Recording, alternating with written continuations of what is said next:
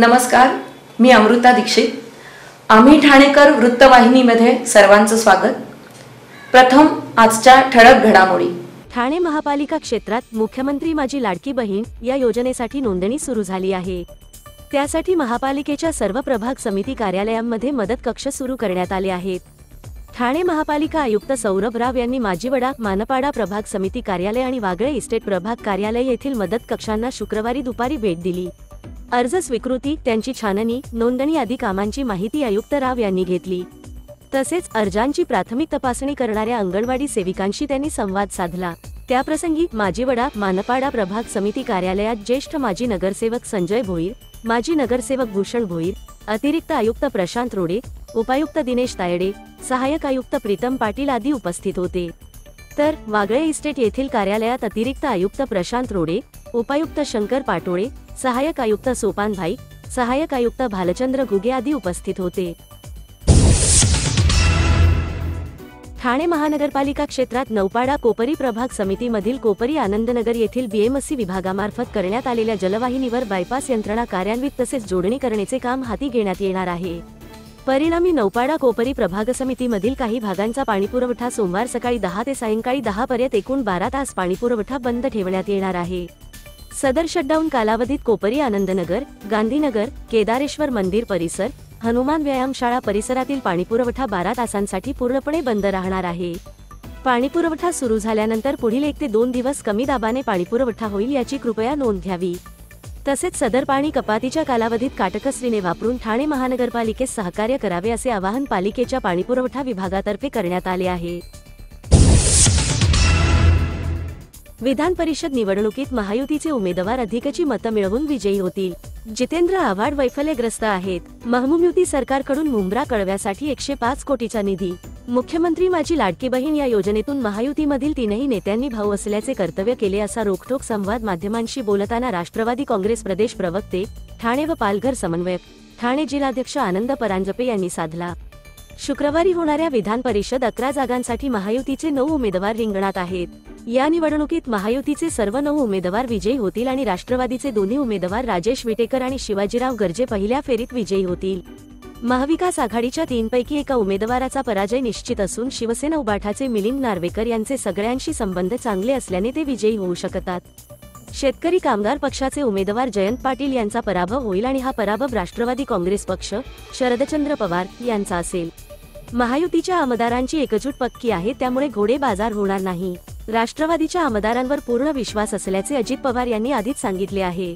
शिवसेनेचे आमदार देखील मुख्यमंत्री एकनाथ शिंदे यांच्या नेतृत्वावर विश्वास ठेवतात. भाजपाचे आमदार राज्याचे उपमुख्यमंत्री देवेंद्र फडणवीस यांच्या नेतृत्वावर विश्वास ठेवतात. महायुतीचे उमेदवार अधिकची मते मिळवून विजयी होतील असे मत प्रदेश प्रवक्ते आनंद परांजपे यांनी व्यक्त केले. उद्या होणाऱ्या विधान परिषदेच्या 11 जागांसाठी महायुतीतर्फे 9 उमेदवारी अर्ज दाखल करण्यात आलेले आहेत आणि राज्याचे लाडके मुख्यमंत्री माननीय एकनाथरावजी शिंदेसाहेब यांच्या नेतृत्वाखाली राज्याचे उपमुख्यमंत्री माननीय अजितदादा पवारसाहेब, उपमुख्यमंत्री माननीय देवेंद्रजी फडणवीस साहेब या तिन्हांच्याही नेतृत्वाखाली उद्या होणाऱ्या विधान परिषदेच्या निवडणुकीमध्ये महायुतीचे सर्व म्हणजे भारतीय जनता पार्टीचे 5, शिवसेनेचे 2, राष्ट्रवादी काँग्रेस पार्टीचे 2 हे 9ही उमेदवार विजयी होतील हा विश्वास आम्हाला आहे. राष्ट्रवादी काँग्रेस पार्टीतर्फे श्री राजेश विटेकर आणि श्री शिवाजीराव गर्जे यांना माननीय अजितदादा पवारसाहेबांनी उमेदवारी दिली आहे आणि पहिल्या फेरीमध्येच राष्ट्रवादीचे दोन्ही हे उमेदवार विजयी होतील. महाविकास आघाडीतर्फे 3 उमेदवार या निवडणुकीमध्ये उभे करण्यात आलेले आहेत आणि मला विश्वास आहे की त्या 3 पैकी एका उमेदवाराचा पराभव हा निश्चित आहे आणि महायुतीचे सर्वच्या सर्व 9 उमेदवार ह्या विधान परिषदेच्या निवडणुकीला विजयी होतील. महायुतीचे 9च्या 9 उमेदवार विजयी होत असतानाच त्यांच्या 3 पैकी निश्चितच 1 जणाचा पराभव होणार आहे आणि शिवसेनेतर्फे उद्धव बाळासाहेब ठाकरे गटातर्फे उभे करण्यात आलेले मिलिंद नार्वेकर यांचे सर्वच पक्षांमध्ये असलेले मधुर संबंध, त्यामुळे ते विजयी होऊ शकतात आणि शेतकरी कामगार पक्षाचे जयंत पाटील हे पराभव होऊ शकतात. हा पराभव म्हणजे शरद पवारांचा पराभव होऊ शकतो. आता राष्ट्रवादी काँग्रेस पार्टी शरदचंद्रजी पवार या गटाने शेतकरी कामगार पक्षाच्या जयंत पाटील यांना समर्थन दिलेलं आहे. त्यामुळे उद्या त्यांचा पराभव झाला तर तो राष्ट्रवादी काँग्रेस पक्षाचाच पराभव झाला असं समजलं जाईल.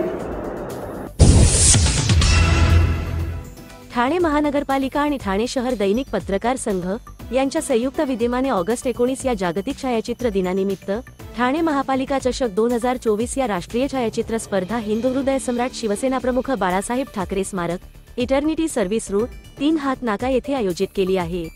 या स्पर्धेस जास्तीत जास्त छायाचित्रकारांनी तसेच नागरिकांनी सहभागी व्हावे असे आवाहन महापालिका आयुक्त सौरभ राव यांनी पत्रकार परिषदेत केले.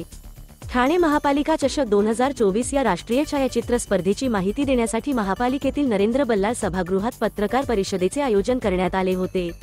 या पत्रकार परिषदेस उपायुक्त उमेश बिरारी, उपायुक्त तथा क्रीडा अधिकारी मिनल पालांडे, ठाणे शहर दैनिक पत्रकार संघाचे अध्यक्ष आनंद कांबळे, सचिव निलेश पानमन, कार्याध्यक्ष विकास काटे, खजिनदार विभव बिरवटकर उपस्थित होते. या स्पर्धेसाठी जिल्हा, राज्य आणि राष्ट्रीय स्तरावरून प्राप्त होणाऱ्या छायाचित्रांचे नामवंत छायाचित्रकारांकडून परीक्षण करण्यात येणार असून स्पर्धेतील विजेत्या व निवडक छायाचित्रांचे प्रदर्शन 17 ते ऑगस्ट 20 या कालावधीत भरविण्यात येणार असल्याची माहिती महापालिका आयुक्त सौरभ राव यांनी दिली. गेल्या वर्षी जवळपास 4600 छायाचित्रकारांनी आपला सहभाग या स्पर्धेत नोंदविला असल्याचे आयुक्तांनी नमूद केले.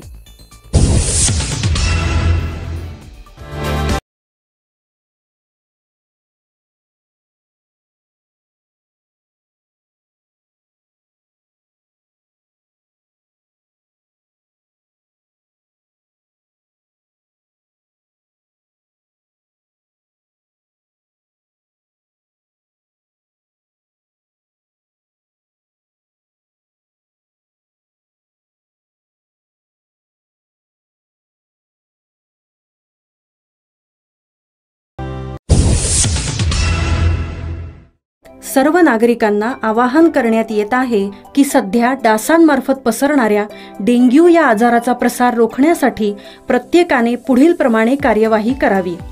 डेंग्यू आजार एडिस इजिप्ती हा डास चावल्याने होतो. या डासांची पैदास साचलेल्या किंवा साचवलेल्या स्वच्छ पाण्यामध्ये होते.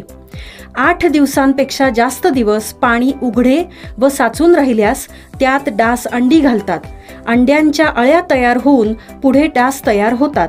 यासाठी आपल्या घरातील पाणी साठे उदाहरणार्थ बॅरल्स, पिंपे, टाक्या, हौद, रांजणे इत्यादी दर आठवड्याला रिकामे करून घासून पुसून कोरडे करून पुन्हा भरावे.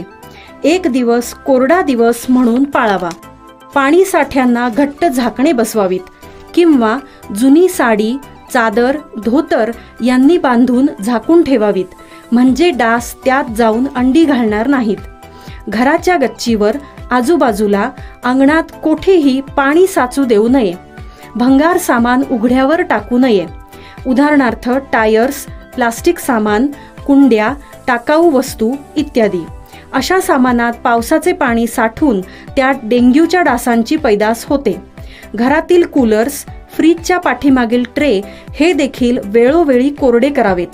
लक्षात ठेवा, नुसत्या फवारणीने डास घनता कमी होत नाही, तर त्यासाठी डास पैदास ठिकाणे नष्ट करणे ही आपल्या सर्वांची जबाबदारी आहे. कोणताही ताप अंगावर न काढता जवळच्या शासकीय रुग्णालयात मोफत औषधोपचार घ्या. अशा प्रकारे नागरिकांनी सहकार्य केल्यास डेंग्यूचा प्रसार रोखणे सहज शक्य आहे.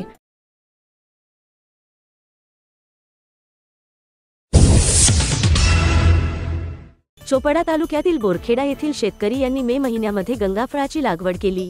त्यानंतर मे 25 ला केळी लागवड केली. चोपडा तालुक्यात तापमान मोठ्या प्रमाणावर असतं, त्यामुळे केळीचे संरक्षणासाठी शेतकरी उपाययोजना करत असतात.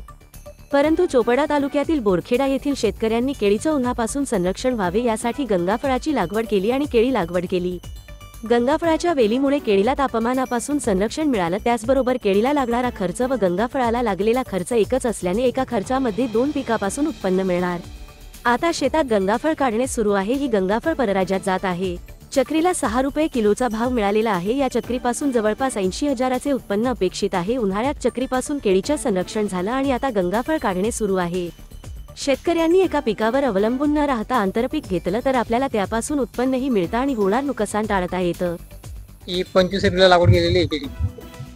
त्यानंतर आपण आंतरपीक घेतले। आंतरपीक एक मेला चक्री लागवड केलेली आहे। आता त्याचे जे काय वाढवलं तिला 6 रुपये भाव मिळालेला आहे। हा माल कुठे जातो? हा माल गुजरात, यूपी, राजस्थान। आंतरपीक घेण्यामागचं कारण काय? आंतरपीक घेण्यामागचं कारण केळीला बी उन्हाळ्याचे संरक्षण होऊन जातं आणि आपल्याला बेनिफिट जास्त भेटतो की जो केळीला खर्च लागतो तो त्याच्यात निघून जातो। केळीला जे आपण फवारणी होते खत वगैरे ते पाणी देणार आहे, हो हो, तेच पाणी याला देते। केळीला पाणी आणि खत देतो आपण, तेच केळीला पण देतो। त्यामुळे एका खर्चामध्ये किती आहे क्षेत्र? ते क्षेत्र 2 एकर आहे बरोबर। 2 एकर। 2 एकर, त्या 2 एकर मध्ये किती उत्पन्न येईल आता चक्रीचं कमीत कमी 10 ते 12 टन उत्पन्न येईल।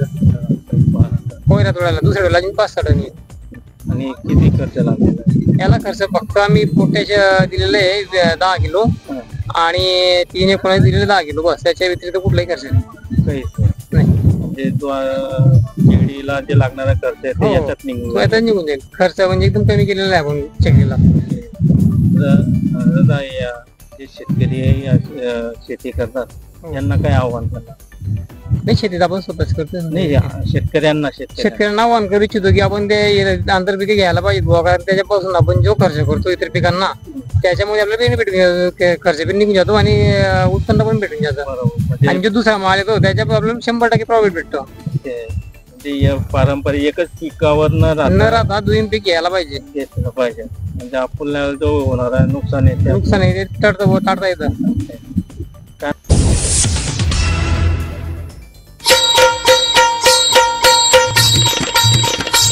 कला, क्रीडा, साहित्य आणि संगीत या कला क्षेत्रात अभूतपूर्व कामगिरी बजावलेल्या ठाणे जिल्ह्यातील अस्सल ठाणेकर कलाकारांना ठाण्याविषयी नेमकं काय वाटतं हे जाणून घेणार आहोत खुद्द त्यांच्याचकडून।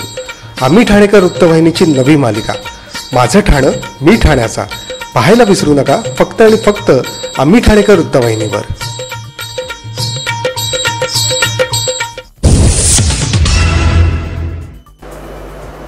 आता मी ठाण्यात 1970 साली आलो म्हटलं 43 वर्ष राहिलो, ते सुद्धा अगदी ठाण्याच्या मध्यभागी। त्यावेळेला तो मध्यभाग होता चरई, आज मध्यभाग सरकून मला असं वाटतं वसंत विहारकडे सरकला असेल। परंतु खूप आनंद मिळाला। माझ्या मुलींची शिक्षणं समर्थ विद्यालयात झाली आणि ठाणा कॉलेजमध्ये झाली। त्या ग्रॅज्युएट होऊन त्यांचे संसार चालू झाले। आता आम्ही दोघंजणं सेवानिवृत्त आयुष्य कोलशेत रोडला एका नवीन सोसायटीमध्ये जागा घेतली आणि तिथे आनंदात व्यतीत करतो आहे आणि निसर्गाचा आनंद घेता घेता हे निवृत्तीचं जीवन मजेमध्ये घालवतो आहे। ठाण्यामध्ये गडकरी रंगायतन ह्याचा जवळजवळ आम्ही लाईफ मेंबरशिप झाल्यासारखे प्रत्येक नाटकाला पूर्वी धावत होतो, तरईमध्ये होतो। हल्ली ते लांब झाल्यामुळे आम्हाला जाणं जमत नाही, परंतु स्विमिंग पूल, स्टेडियमवरती काही कार्यक्रम बघायला जायला आवडायचं। आणि ठाण्यात काही बागा चांगल्या झाल्या, तलावांची सुधारणा व्हायला पाहिजे तेवढी अजून झालेली नाही, ती होण्याच्या मार्गावर आहे। असंच ठाणं वाढत राहणार आहे, वाढत राहावं। सगळ्यांनी ते महापालिकेचं सहकार्य करून ते स्वच्छ ठेवायचा प्रयत्न करून सुंदर ठाणं म्हणून जे बक्षीस एका काळी मिळवलं होतं ते परत एकदा मिळवण्याकरता आपलं ठाणं आपण परत सुंदर करूया।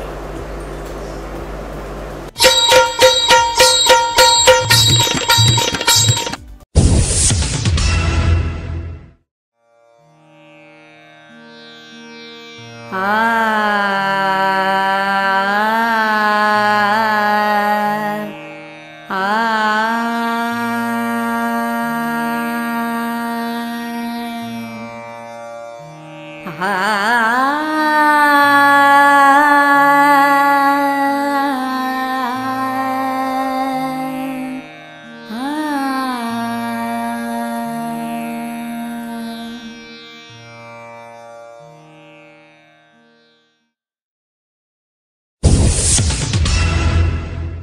आम्ही ठाणेकर.